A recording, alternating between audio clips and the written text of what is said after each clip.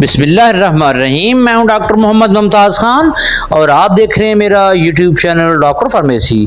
आज हम बात करेंगे ब्लड डोनेशन के बारे में, जिसको हम खून का अतिया करना कहते हैं।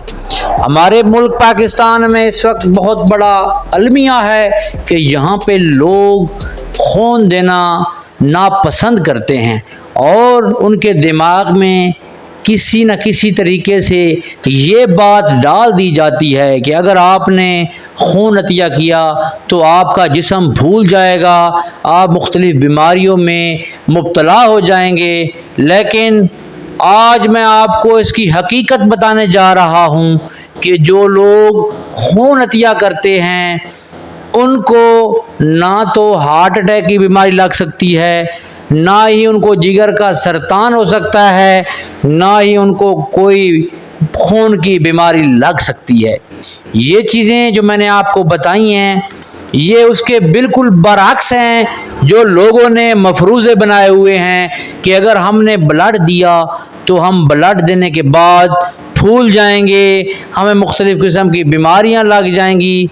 बल्कि जो हकीकत है वो इसके बरअक्स है।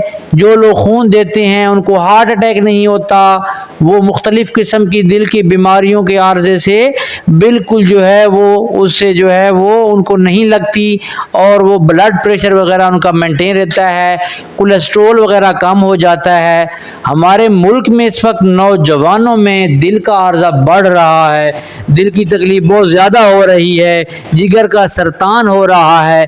मसला क्या है कि हमारे नौजवान खून नहीं देते, ब्लड डोनेट नहीं करते, जिसकी वजह से खून गाढ़ा हो जाता है। खून गाढ़ा होने की वजह से दिमाग की शरेयानें भी फट सकती हैं और दिल का आर्जा भी हो सकता है। इसलिए मैं आज आप लोगों से रिक्वेस्ट करूंगा कि खून अतिया करें। खून अतिया करने से आप दिल और मुख्तलिफ़ किस्म की बीमारियों से बच सकते हैं। मुझे उम्मीद है आपको मेरी ये वीडियो पसंद आई होगी। मज़ीद वीडियोज़ के लिए मेरे यूट्यूब चैनल डॉक्टर फार्मेसी को सब्सक्राइब करना ना भूलिएगा। तब तक के लिए इजाज़त दीजिए। अल्लाह हाफिज़।